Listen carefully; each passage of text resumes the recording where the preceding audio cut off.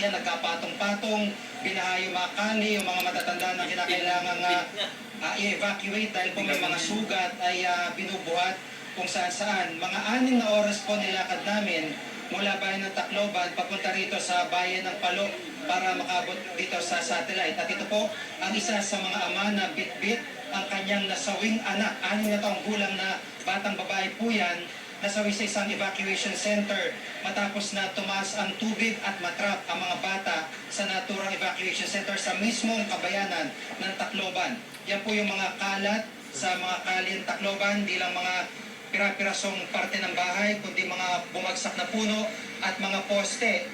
Yung po mga poste yan, siguro mga hindi bababa sa 50 ang poste yan na nakabagsak sa mismong Maharlika Highway. Kaya isa sa mga problemahin din ng mga rescuers at ng mga relief magdadala po ng relief goods ay ito pong kalsada dahil walang madadaanan kahit mismo mga motorsiklo ay tumatanggi pong bumiyahe. Kaya ginawa namin ay nilakad na lamang po namin papunta dyan dito sa bayan po ng Palo. At nang magliwanag nga ay hindi bababa sa 10 katao yung nakita namin sa may malapit sa aming tinutuloy ang hotel, yung naano doon, isa doon ay bata.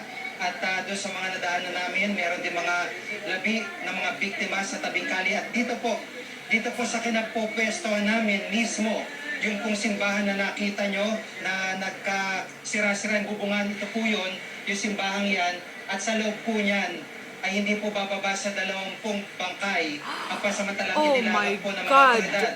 Dahil po, yun po itong mga naanod, yung mga nakikita po sa tabing daan at isa sa mga pinoproblema nga po ngayon ng mga otoridad dito ay dahil wala rin yung mga punerarya ay nasira, ay wala silang paraan para pasitabi po kahit paano yung maimbalsamo yung labi ng mga biktimang ito.